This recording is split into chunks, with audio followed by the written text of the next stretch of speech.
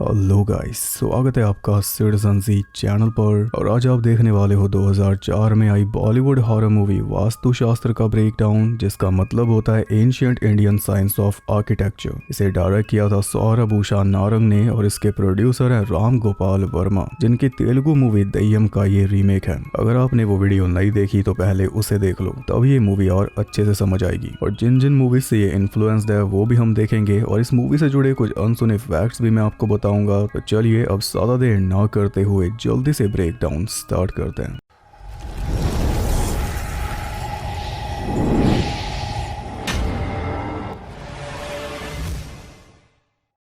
Movie start होती है रात में। हम दिनेश नाम के आदमी को देखते हैं जो साइकिल से अपने घर जा रहा था। जैसे ही वो घर के पास पहुंचा, अचानक उसे किसी महिला के रोने की आवाज आने लगी बहुत करीब से। घर के सामने ही एक पुराना मनहूस सा बरगद का पेड़ था। वो देखता है कि उसकी बीवी उस पेड़ के नीचे बैठकर रो रही है। थोड़ा पास गया तो वहां पे उसे एक टेनिस बॉल पड़ी हुई मिली। वो अपनी बीवी से पूछ रहा था कि क्या हुआ, यहाँ पे क्यों बैठी हो, पर बीवी कोई जवाब नहीं दे रही थी। और पलक झपकते ही अचानक वो गायब हो गई। पेड़ के चक्कर काट कर दिनेश उसे ढूंढने लगा कि तभी उसे कुछ ऐसा भयानक दिखाई दिया कि डर के मारे उसकी सांसें अटक गई। वो जान बचाकर भागा, लेकिन बच के नहीं निकल पाया। किसी ने उसका गला पकड़ के उसे मार डाला। उसे क्या दिखा वो तो हमें नहीं दिखाया गया, पर इतना हमें आइडिया है कि उसकी बीवी ही भूत बन चुकी थी। और ये वही दय्यम वाली ओपनिंग है, बस थोड़े अलग तरीके से प्रेजेंट की गई है। जो रोने की आवाज है वो इसके क्रेडिट्स में भी सुनाई देती है। ओपनिंग से ही पता चल चुका है कि कोई भी गूफी एलिमेंट इसमें नहीं होने वाला। पूरी मूवी सीरियस हॉरर पे ही स्टेक रहेगी। फिर हम आते हैं कुछ साल आगे, जब राइटर विराग और उसकी डॉक्टर वाइफ झिलमिल उसी घर को देखने आए हैं जिसके सामने वो बरगद का पेड़ है जिसमें दिनेश रहा करता था। विराग का रोल जेडी चक्रवर्ती ने किया है, जिन्हें हमने ओरिजिनल में भी देखा था नरसिंह के रोल में। इस बार इनका भी सीरियस रोल है। खैर, झिलमिल को घर पसंद आ गया क्योंकि घर का वास्तुशास्त्र परफेक्ट था। फिर कुछ ही दिनों में पूरा परिवार उस घर में शिफ्ट हो गया और घर का नाम रख दिया गया शांति कुटीर, ये सोचकर कि आबादी से दूर अब उनके जीवन में शांति आ जाएगी। Let's see. विराग और झिलमिल के अलावा फैमिली में उनका बेटा रोहन है और झिलमिल की छोटी बहन राधिका है जो कॉलेज जाती है, और जब नहीं जाती तो छुपकर पूरा दिन अपने बॉयफ्रेंड मुरली के साथ फोन पे लगी रहती है। मुरली नाम ओरिजिनल से लिया गया है। इसमें मुरली वाला रोल जेडी चक्रवर्ती कर रहे हैं, तो जो उनका रोल था उसका नाम मुरली रखा गया है। दय्यम वाली वीडियो देखी होगी तो समझ जाओगे। इसके अलावा रोहन के पास एक गूफी वाला टॉय भी है जो दय्यम में चिन्नी के पास भी था, पर चिन्नी ज्यादा गोटेड है क्योंकि उसके पास गूफी का पेट डॉग प्लूटो भी था। पर इतना तो पता चल गया कि गूफी एलिमेंट है मूवी में, जो कि उठा के साइड में रखा हुआ है। सामान सारा शिफ्ट हो गया और लगे हाथ विराग ने उस पेड़ पे झूला भी डलवा दिया रोहन के लिए। झूला तो मस्त है घर के बाहर। वैसे ये पेड़ सेम वैसा ही दिख रहा है जैसे शैतानी हाथ जमीन के अंदर से निकल रहे थे दय्यम में। क्रेजी। उसी का सिंबल है कि एक शैतानी हाथ निकला हुआ है जमीन के अंदर से। रात में झिलमिल रोहन के रूम को डेकोरेट कर रही थी, तभी अचानक विंडो का पर्दा खुल गया और सामने दिखाई दिया वही पेड़ जो रात में कुछ ज्यादा ही भयानक नजर आ रहा था। नीचे रोहन अकेला खेल रहा था, तभी अपने आप बाहर से वो टेनिस बॉल उसके पास आ गई, जिसे हमने ओपनिंग में पेड़ के पास देखा था। रोहन ने बाहर जाकर देखा कि पता नहीं किसने बॉल फेंक दी, लेकिन बाहर कोई नहीं था। तब उसने बॉल ले जाकर झिलमिल को दिखाई तो झिलमिल ने बॉल धोकर उसे वापस कर दी और बॉल के साथ ही वो सो गया। उसे सुलाकर झिलमिल नीचे अपने रूम में चली गई। तब हमने देखा कि रोहन के रूम में कोई परछाई भटक रही है। पहली बार रोहन अकेला सो रहा है, इसलिए झिलमिल को उसकी चिंता हो रही थी, पर विराग ने उसे समझाया कि अब रोहन को अपना रूम मिल चुका है, अब से वो अकेला ही सोएगा। लेकिन उन्हें ये नहीं पता कि घर के अंदर और भी लोग हैं जो चुपचाप उन सबको सेटल होते हुए देख रहे हैं। इतना बड़ा घर लेने की खुशी में झिलमिल और विराग डांस करने लगे, तभी अचानक अलमारी उनके ऊपर गिर गई। वो तो किस्मत से टाइम रहते आगे से हट गए थे, वरना चोटिल हो जाते। उन्हें तो यही लगा कि गिर गई होगी गलती से, पर वो ये नहीं जानते कि भूतनी बाहर झूले पे बैठी हुई हंस रही है। यानी पहले दिन उनके साथ पैरानॉर्मल चीजें चालू हो चुकी हैं। अब देखना यह है कि कितने दिन तक इन्हें इग्नोर कर पाएंगे। सुबह भी वो भूतनी झूले पे ही बैठी हुई थी, बस दिखाई नहीं दे रही, पर उसकी चूड़ियों की खन खन सब कुछ बयान कर रही है। झिलमिल और राधिका दोनों टाइम से निकल गए और विराग और रोहन दोनों घर पे ही थे। झिलमिल ने पहले राधिका को कॉलेज छोड़ा, फिर वो हॉस्पिटल पहुंची और अब से यही इसका डेली रूटीन होगा। उधर विराग लिखने बैठ चुका था और रोहन उस बॉल के साथ खेल रहा था। तभी अचानक से वो बॉल हवा में फ्रीज हो गई। रोहन ने नीचे उतारने की कोशिश की पर नहीं उतरी। तब उसने डैड को बताया कि बॉल हवा में अटक चुकी है और जैसे ही विराग ने मुड़ के देखा उसी टाइम बॉल नीचे गिर गई, जिससे रोहन की बात झूठ साबित हो गई। विराग फिर से राइटिंग में लग गया और रोहन अपनी ट्राइसिकल लेकर निकल गया बाहर। द शाइनिंग वाला हिसाब किताब है। घर के पीछे रोहन को एक शेड दिखाई दिया जिसका दरवाजा उसके लिए अपने आप खुल चुका था, तो रोहन भी उसके अंदर चला गया और अंदर जाते ही दरवाजा बंद। शाम को जब राधिका और झिलमिल वापस लौटे तो झिलमिल घर में रोहन को ढूंढने लगी। पूरा घर छान मारा लेकिन वो नहीं मिला। आखिर में वो मिला उसी शेड के अंदर किसी के साथ खेलते हुए। झिलमिल ने उसे समझाया कि आज के बाद तुम यहाँ पे अकेले कभी नहीं आओगे, तो रोहन बोला रात में वो सब खाना खाने बैठे तो एकदम से लाइट चली गई। झिलमिल कैंडल्स जला रही थी कि तभी अचानक घर की विंडो खुल गई, जबकि हवा भी नहीं चल रही थी।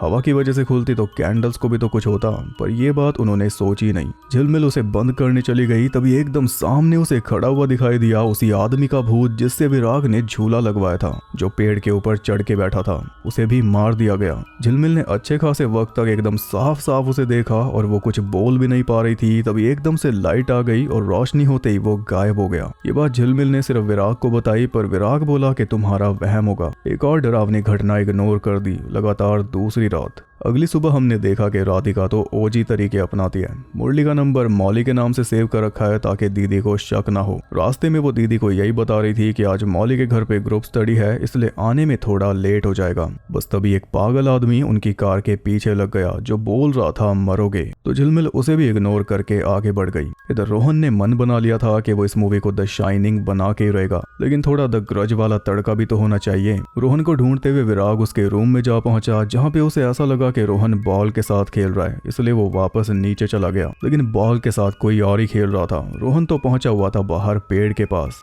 विराग लिखने बैठा ही था कि तभी पीछे से वही भूतनी आई और उसने विराग के सर पे हाथ मार दिया, जिसके चलते विराग वहीं पे बेहोश हो गया। जब होश आया तो उसे लगा कि शायद सो गया था, और होश में आते ही वो देखता है कि रोहन पेड़ के नीचे किसी से बातें कर रहा है, जबकि सामने कोई है भी नहीं। रोहन के पास गया तो पता चला कि रोहन ने दो नए दोस्त बना लिए हैं, मनीष और ज्योति, और वो दोनों रहते हैं उस पेड़ के ऊपर। ये बात सुनकर विराग भी हंसा, और जब शाम को ये बात झिलमिल को बताई तो वो भी हंसी। पर यहाँ पे हमें ये तो पता चल गया कि रोहन भी गोटेड बच्चा है, प्लूटो इसके पास भी है। बहुत क्लेवर तरीके से चीजें डाली गई हैं इसमें, जो तभी समझ आएंगी जब ओरिजिनल मूवी देखी होगी। जैसे कि अगला सीन जो थोड़ा फाइनल डेस्टिनेशन में मिक्स करके दिखाया है। रात को मुरली बाइक पे राधिका को घर छोड़ने आया। याद तो होगा ये सीन, आगे क्या होगा। जाते जाते मुरली बोला कि तेरी दीदी मुझे लेफ्ट राइट सेंटर लेगी क्या, यानी मैं उनसे डरता नहीं। इतना बोलकर वो चला गया और राधिका घर की तरफ बढ़ने लगी, पर रास्ते में उसका पैर टूटी हुई लाल चूड़ियों पे पड़ गया जो भूतनी पहन के रखती है।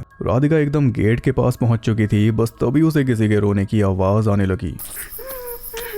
पास जाकर देखा तो भूतनी ने उसका भी गला पकड़ लिया। किसी तरह खुद को बचाकर वो भागी तो सामने दिनेश का भूत आ गया। उससे बच के भागी तो बीच में ही उसे पड़ी हुई मिल गई मुरली की लाश, जिसे देखकर वो जोर से चिल्लाई और होश में आ गई। अब तक बाइक पे बैठे हुए सपना देख रही थी, लेकिन कोई ऐसा वैसा सपना नहीं बल्कि प्रेमोनिशन। ये उसे तब एहसास हुआ जब जाते जाते मुरली बोल कर गया कि तेरी दीदी मुझे लेफ्ट राइट सेंटर लेगी क्या। कंफ्यूज राधिका आगे बढ़ी तो उसे टूटी हुई चूड़ियां भी दिख गई और साथ ही रोने की आवाज भी आने लगी।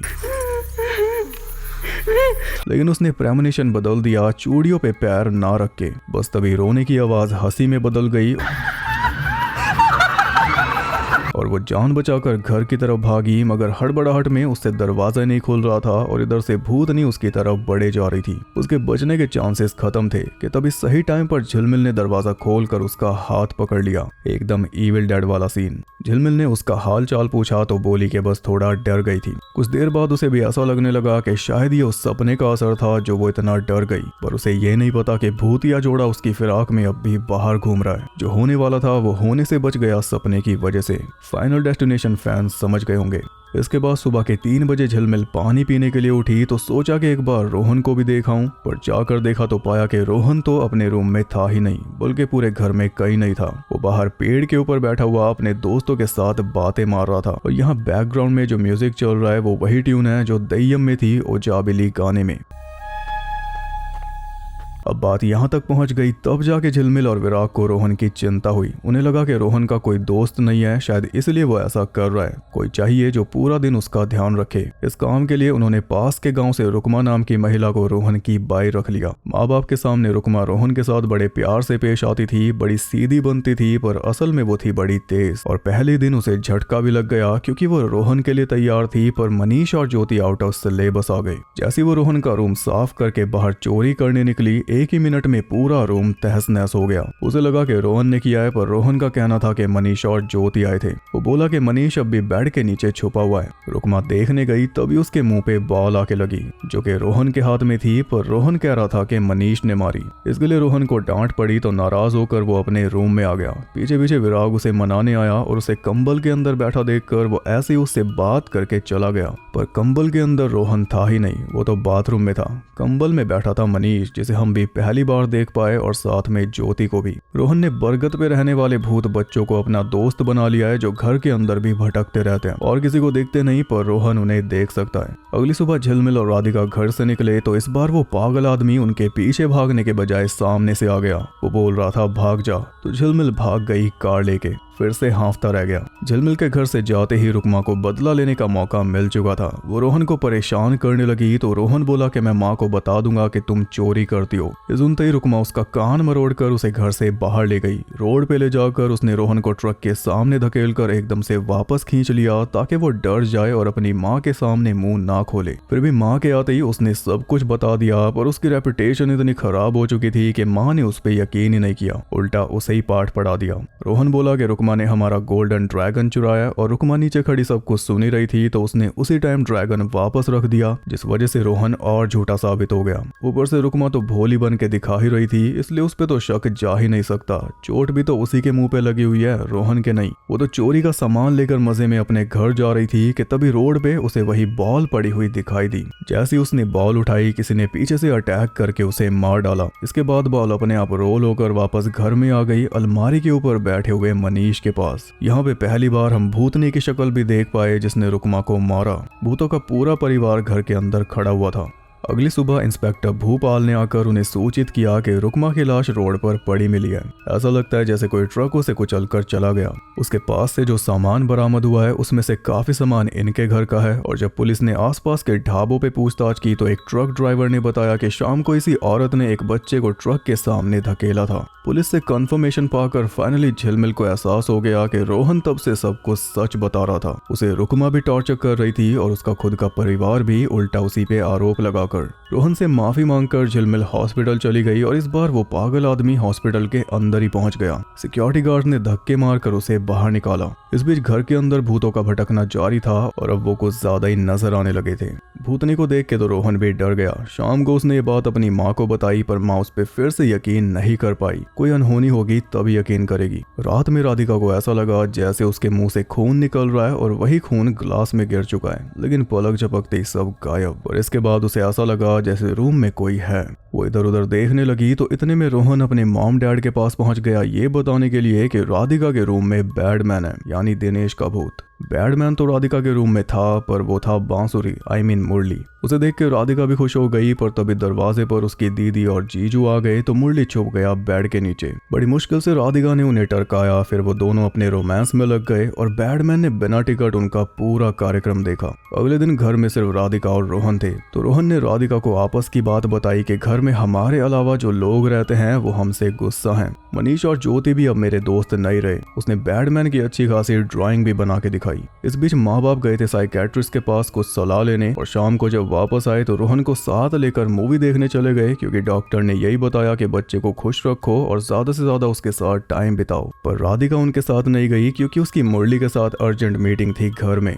वो बढ़िया एकदम तैयार हो रही थी, तभी भूतनी ने उसके सर पे हाथ रख दिया, जो उसे फील भी हुआ, पर एक्साइटमेंट इतनी ज्यादा थी कि उसने ध्यान ही नहीं दिया। तभी मुरली भी आ गया और दोनों के बीच बड़ी बातचीत हुई, जिसके बाद मुरली अचानक से गायब हो गया। राधिका राधिका को लगा कि शायद मस्ती में लुका छुपी खेल रहा है, इसलिए राधिका ने जो चादर लपेट रखी थी वो भी उतार दी कि अब तो सामने आ ही जाएगा। पर उसकी जगह आ गए भूत, जिन्होंने राधिका को भी मार डाला। जब विराग, झिलमिल और रोहन वापस लौटे तो राधिका के बेड पर उन्हें पड़ी मिली मुरली की लाश, और राधिका की बिना कपड़ों की लाश लटकी हुई थी पेड़ पर फांसी लगाकर। फिर से इंस्पेक्टर भूपाल जी आए और उन्होंने शक जताया कि किसी सन की हत्यारे का काम हो सकता है। परिवार की सेफ्टी के लिए उसने घर के बाहर 2 गार्ड्स तैनात कर दिए। छोटी बहन की ऐसी मौत से झिलमिल टूट चुकी थी, पर हॉस्पिटल में एक इमरजेंसी केस आ गया, इसलिए उसे जाना पड़ा। और वहां पे वो पागल आदमी एक बार फिर उसके पास आ गया, और इस बार वो राधिका की मौत की बात कर रहा था, इसलिए झिलमिल ने आराम से बैठकर उसकी पूरी बात सुनी। उसने बताया कि तुम्हारे घर के बाहर जो पेड़ है वो भूतिया है, वो हजारों लोगों को खा चुका है, जैसे दिनेश, धोबी की बेटी, जिन्हें झिलमिल जानती ही नहीं, इसलिए उसके पल्ले कुछ पड़ ही नहीं रहा था। पर जब उस आदमी ने मनीष और ज्योति का नाम लिया तब जाकर झिलमिल का माथा ठनका। मनीष और ज्योति स्कूल जाने वाले बच्चे थे जिन्हें वो पेड़ खा गया था। अब तक झिलमिल को रोहन के ऊपर आधा यकीन हुआ था, पर यह बात सुनकर उसे पूरा यकीन हो गया और वो जल्दी से अपने घर की तरफ भागी। तो अब हम समझ चुके हैं कि असली कहर भूतों का नहीं है, बल्कि उस पेड़ का है, या जो भी एंटिटी उस पेड़ के अंदर है उसका। इधर घर में विराग के ऊपर भी हमला हो गया, और उसकी चीख सुनकर गार्ड्स अंदर आए तो उनके ऊपर भी। जब झिलमिल घर पहुंची तो घर में कोई नहीं था, इसलिए झिलमिल ने जल्दी से इंस्पेक्टर के पास फोन मिला दिया कि अभी के अभी घर आओ। फिर वो ऊपर गई तो ऊपर उसका वेट कर रहा था रुकमा का भूत, जिसे देखकर वो नीचे भागी तो मनीष और ज्योति ने उसे रोकने की कोशिश की। इस बार सारे भूत उसे दिखाई दे रहे थे। बैकडोर से बाहर भागी तो शेड में से उसे रोहन की आवाज आ गई। रोहन को लेकर कार की तरफ जाने लगी, तभी उसके सामने सारे भूत जमा हो गए, जिनमें मुरली भी था और राधिका भी। सबके सब उन दोनों की तरफ बढ़ रहे थे, तभी पीछे से विराग आया और सबको मार पीट के बीच में से जगह बना के उन दोनों को वापस घर में ले गया। रोहन को गोद में उठाए झिलमिल भागे जा रही थी, तभी एकदम से किसी चीज से टकराकर वो बहुत जोर से नीचे गिर गई, और जिस चीज से वो टकराई वो थी विराग की लाश। यानी जो इनके साथ अंदर आया वो है विराग का भूत, बल्कि पूरा घर ही भूतों से भरा पड़ा है। गिरने से रोहन तो बेहोश हो चुका था, तो विराग के भूत ने झिलमिल को उठा के दूर फेंक के मारा। वो उसे जान से मारने वाला था कि तभी इंस्पेक्टर ने आकर उस पे गोलियां बरसा दी, जिनका उस पे कोई असर नहीं हुआ। उसने इंस्पेक्टर को भी विंडो से बाहर फेंक कर मारा, जिससे वो भी मर गया, और झिलमिल के सामने ही उसका भूत भी उठकर झिलमिल के पीछे लग गया। रोहन को लेकर वो जल्दी से कार में बैठी, लेकिन विराग ने एक बार फिर उसे पकड़ लिया, जिसके चलते कार क्रैश हो गई पेड़ के अंदर। रोहन अब भी बेहोश पड़ा था, तो उसे गोद में उठाकर वो बाहर निकली तो विराग के भूत ने फिर उसे पकड़ लिया, पर तभी कार ब्लास्ट हो गई, जिसके चलते पेड़ में आग लग गई, और पेड़ के जलते सारे भूत पेड़ के साथ ही जलकर धुआं हो गए। कुछ इस तरह झिलमिल और रोहन की जान बची। फिर झिलमिल को कोई होश नहीं रहा। होश आया सीधा हॉस्पिटल में, जहाँ पे बगल वाले बेड पे रोहन लेटा हुआ था। इधर वो पागल आदमी जले हुए पेड़ को गीला करने पहुंच गया था, लेकिन तभी किसी भूत ने उसका गला पकड़ लिया, क्योंकि पेड़ अभी पूरा जला नहीं। उधर पुलिस झिलमिल से पूछताछ कर रही थी कि इतने लोग लापता हैं, आखिर कहाँ गए। पर झिलमिल उन्हें क्या बताए कि उसके साथ क्या हुआ। वो खुद सहमी हुई थी और वो ये नहीं जानती कि खतरा अभी टला नहीं। रोहन को उसने गोद में ले रखा था, पर हम देख पाते हैं कि रोहन की आंखें भी भूतिया हो चुकी हैं, यानी वो भी मर चुका है। मतलब कि तब से रोहन बेहोश नहीं था, बल्कि मर चुका था। बस इसी के साथ ये मूवी हो गई खत्म।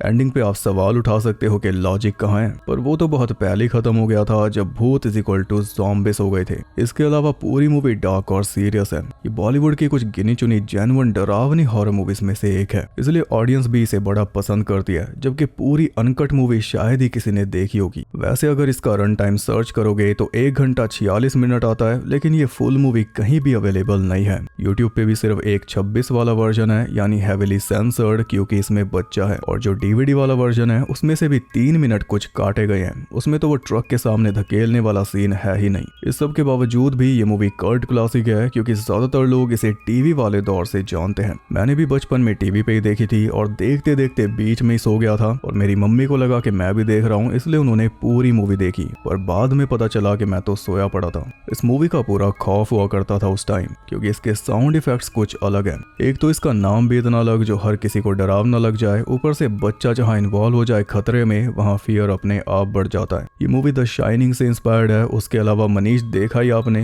जू on the grudge, Acacia, the others जैसी मूवीज का इस पे इन्फ्लुएंस है। यही वजह है कि ये दय्यम से अलग है। वो अलग सेट की मूवीज से इंस्पायर्ड थी और ये अलग सेट की मूवीज से, इसलिए उसकी टोन अलग थी और इसकी टोन अलग है। बता देना कौन सी ज्यादा बढ़िया लगी। सुष्मिता सेन की एक्टिंग बहुत ज्यादा बढ़िया थी और उस बच्चे की भी जो असल में लड़की है, एहसास चन्ना। राम गोपाल वर्मा की फूक में भी है वो और आजकल इंटरनेट पे तो फेमस है ही, पर आपको बता दूं कि ये उनकी पहली मूवी थी। इनके अलावा जेडी चक्रवर्ती ने जो मेच्योर रोल पकड़ा है, दय्यम वाली इमेज को पूरा घुमा के रख दिया। यकीन नहीं होता सेम एक्टर है। अब इतनी बात हो ही गई है तो थोड़ी बात कर लेते हैं मूवी से जुड़े कुछ इंटरेस्टिंग फैक्ट्स के बारे में। 5 करोड़ के बजट में इसने कमाए थे 10 करोड़, यानी एवरेज कह सकते हैं। कमाल की बात यह है कि उस टाइम पे हॉरर फिर से बूम हो रहा था यहाँ पे, फिर भी कई मूवीज हिट थी और कई मिस, भले मेकर सेम क्यों ना हो। जैसे इससे पहले राज ने कमाल किया था, फिर भूत ने, लेकिन ये उतना खास नहीं कर पाई। ना ही डरना मना है, ना ही डरना जरूरी है। पर एक बात है कि उस टाइम की ज्यादातर मूवीज आज कल्ट क्लासिक बन चुकी हैं, चाहे अच्छी हो या ना हो। ये उन कुछ गिनी चुनी बॉलीवुड मूवीज में से एक है जिसमें एक भी गाना नहीं है, ना ही प्रमोशन के लिए कोई एल्बम रिलीज हुई थी। पहले इसका नाम होने वाला था शांति कुटीर, जो उस घर का नाम था। विराग के रोल के लिए पहले अर्जुन रामपाल को साइन किया गया था, पर उन्होंने मूवी छोड़ दी। ऐसे झिलमिल के रोल के लिए लारा दत्ता थी और राधिका के रोल के लिए ईशा देओल। यानी जितने भी एक्टर्स हमने मूवी में देखे वो मेन चॉइस थे ही नहीं। जेडी चक्रवर्ती रिमेक में नहीं होने वाले थे, उन्हें रोल अलग मिला वो तो बाद की बात है, पर ये एक तरह से एपिक हो गया। इसके जो डायरेक्टर हैं सौरभ नारंग, उन्होंने सिर्फ एक यही मूवी डायरेक्ट की थी। इसके अलावा हकीकत टीवी शो का एक एपिसोड और शिकोई है का एपिसोड 29 अजूबा, जिसमें फ्रैंकेनस्टाइन वाली कहानी है। फिर 2010 में उनकी डेथ हो गई थी श्रीलंका में। ये थे कुछ अनसुने फैक्ट्स। आई होप आपको पसंद आए। वीडियो पसंद आई तो लाइक कर देना और कमेंट करके बताओ कि देसी हॉरर आपको पसंद आ रहा है या फिर नहीं, क्योंकि अभी 100वीं कल्ट क्लासिक भी आने वाली है और वो भी इंडियन मूवी होगी। कितनी जल्दी आएगी वो सब आपके रिस्पॉन्स पे निर्भर है, इसलिए कमेंट्स जरूर किया करो। बाकी ऐसी और इंटरेस्टिंग वीडियोस देखने के लिए चैनल को सब्सक्राइब करके बेल नोटिफिकेशन को ऑल पर सेट कर लो, ताकि नोटिफिकेशन अपने आप आपके पास पहुंच जाए, चाहे अलमारी के ऊपर बैठे हो या कहीं और ज्यादा कनेक्टेड रहने के लिए आप मुझे इंस्टाग्राम पर फॉलो कर सकते हो। वहां पे आपको बहुत कुछ जानने के लिए मिल जाएगा और साथ ही बाकी जगहों पर भी, जिनके लिंक्स आपको मिल जाएंगे नीचे। मैं आपसे मिलता हूँ अगली वीडियो के साथ, तब तक के लिए सबको बाय।